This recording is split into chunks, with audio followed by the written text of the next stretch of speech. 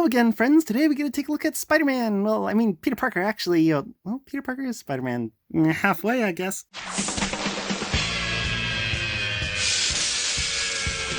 And here is the retro collection, Peter Parker out of the package, friends. Now, this figure is supposed to be based on the 90s Spider-Man animated series, or the toy line that went with that animated series, but it doesn't really seem to be based on either, because in that cartoon, Peter Parker was always wearing this gray sports jacket or blazer, and then in the toy line from the 90s, they gave him a brown jacket for some reason, which I guess they have here, but on that 90s toy, the brown jacket was closed and he had like a green shirt underneath with brown shoes. And this guy has white shoes, which is a little bit closer to the cartoon, but I don't know where the blue shirt he's got in there came from. So that's kind of odd. And I also don't know like why his jacket is like this members only racer jacket. I guess I kind of do because this is the same jacket that the Stan Lee figure had. And so like the upper body seems to be the Stan Lee figure that Hasbro gave us a while ago.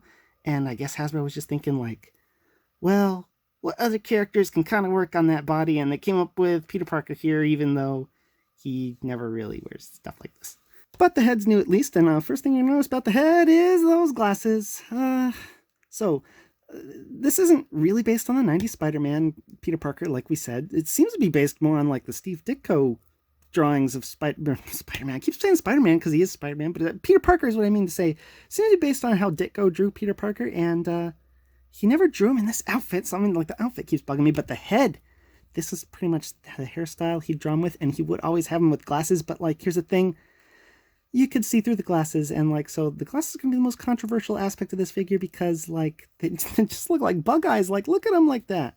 They're a separate piece, but they're, like, glued onto the sides, so, like, you can lift them up, and you can see, like, normal eyes, even painted with really good detail, like brown underneath that, but, I mean, with the glasses on, it looks so awkward, I think. I'm really tempted to, like, remove them and cut the little white parts out, and they're not white, they're just painted up front. They're like, it's molded in black. You can see on the other side of the glasses.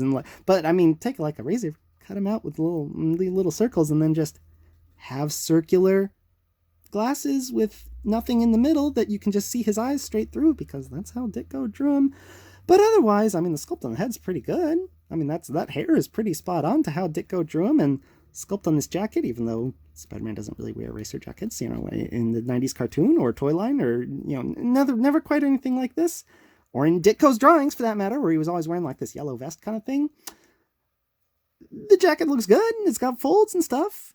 It may not be accurate to the character, but it looks okay, and I mean, Peter Parker could go wear a jacket like this if he so wanted, so it's kind of like an amalgamation character, like, hey, what if Peter Parker, as Ditko drew his head, decided to wear Stan Lee's clothes one day? And it's like plain jeans. I mean, the jeans are fine. I can get it with the jeans. And the sneakers, yeah, they're fine. I mean, it's just the jacket kind of bugs me because I see old man Stan body up there, and rest in peace Stan Lee, but Peter Parker would not dress like you, I don't think. If he were drawn by Steve Ditko, at least, he wouldn't. Anyways, there's lots of folds there, and I like the little ridges on the edges. Lots of folds in the pants, too. We've seen all these parts before. There's lots of laces on the shoes, but where are they tied? Like this, I mean, I'm sure you can get shoes like this in real life where you don't really see where they're tied, but it looks like just part of your sculpt for your shoe is missing there, Hasbro. But I mean, for the most part, the sculpt's pretty good. The paint, not much on the body. I think it's an odd choice. They did the torso in here blue when, like, green would match the original toy much better, and the show better, because Parker would often wear this shirt that had, like, some green on the top of it. It was this weird striped shirt in the 90s cartoon, but he, most of the time when he wore, like, the gray sports coat, he would have, like, this pink shirt on underneath. And, like, why didn't you just paint? You could have reused the same body, painted this thing gray, painted the inside shirt pink, pass it off as 90s animated colors, Peter Parker, but, I mean, maybe they're going to do that later. Who knows?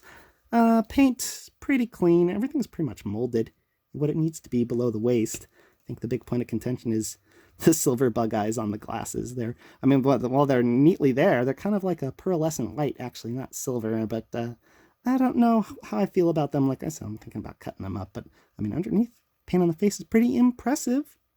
So I got no issues with paint. I mean, maybe some zippers could use some highlights, some buttons could have used some highlights. The gold on the buckle there is pretty good. That's pretty impressive. Like, if you can do that, you could do some buttons, but I understand this is a budget line, so I'm not expecting too much. It's just Pretty standard Marvel Legends paint. So for articulation, Peter has a hinged ball joint on the head, and the ball joint works really great. Like, look at all that range, but I'm not even moving the hinge to get that because my hinge is actually quite stuck and stiff. It was stuck when I got it out, and it's really stiff right now. I wish that was a bit looser. He has hinge and swivel shoulders. They get up to 90 just fine, it would seem. Cuts at the bicep, double elbows, which is nice on a jacketed figure.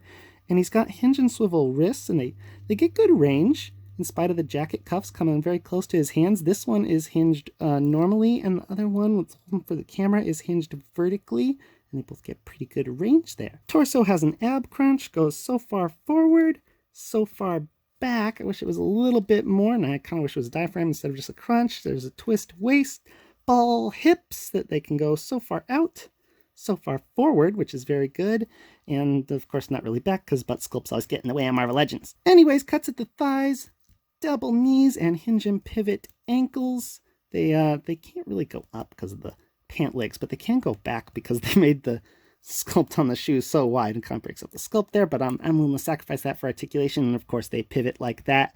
Articulation, much like paint, pretty standard Marvel Legends stuff.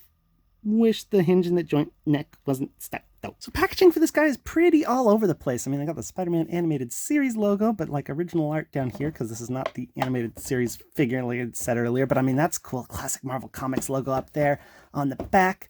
We got other figures in the wave, and I kind of want to get that. Spider-Man, the new Spider-Man buck is pretty impressive, and I find it comical, this little graphic they've got here, like, you can put that head on that head and body, and you can swap heads basically, and like, yeah, we kind of know that, Hasbro, but whatever. Anyways, it's on a giant blister card, and this bubble is not glued in. It's like the blister card is doubly thick. Like, you can kind of see it's got 2 layers to it there, and they folded the top layer over the part of the blister that normally just gets glued on, and it's probably glued on underneath too, but I mean, either way, we're just going to cut the bubble off to get the figure out, so it doesn't make much difference to me.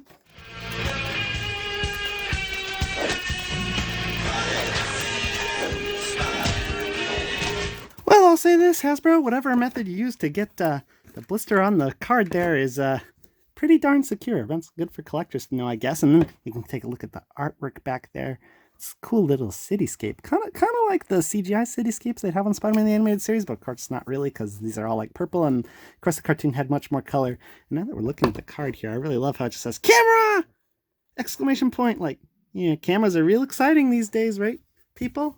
Anyways, the figure doesn't seem like he has any twist ties, which he shouldn't since he's in a blister card, you know.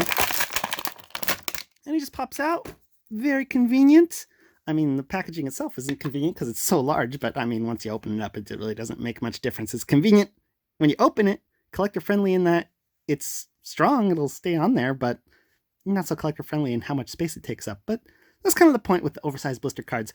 Good packaging, Hasbro. On to the accessories Peter gets to. First up is, of course, his camera. I kind of wish they had painted the lens there, like either glossy black or some silver, even though I know real camera lenses don't really look silver, but they look a lot more shiny and reflective than this. This just kind of looks unfinished, but they did give a little silver paint app for the flash there, and he can hold it in his right hand, which is made for gripping it.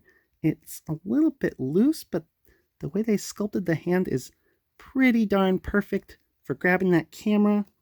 Looks good right there. Then the other accessory he gets is the Spider Sense half mask head. And, you know, them including this actually makes me think like this is more based on like this old 90s McDonald's toy that went with the animated series from back in the day, because they had a toy that looked pretty much just like that. And notice a few issues with the head. First of all, if he's so surprised, why isn't the eye on the spider mask all open and surprised? And I guess the answer is because this is based on the Ditko art. Well, the head at least, the body's, I don't know where they got the inspiration from the body from, but the head's based on like how Steve Ditko drew it. And Steve Ditko pretty much did Spider-Man with like these slanty eyes. So, and that they didn't like widen as I think when he got like surprise and spider sense and stuff. So I'll give him a pass on that, but I won't give him a pass on this. Look at his eye there. So his left eye is up here, and his right eye is where? It's like in the black part of the spider mask. Like, does that look correct to you? I don't really get it. Maybe it's just a tiny bit off. That's an accident, I guess. They should have just painted it a tiny bit lower, or painted the white on the eye of the spider mask a little bit higher. I don't know. What I do know is, where does glasses go? Like, if he's wearing glasses as Peter Parker and his spider sense goes off, his glasses, like, disappear?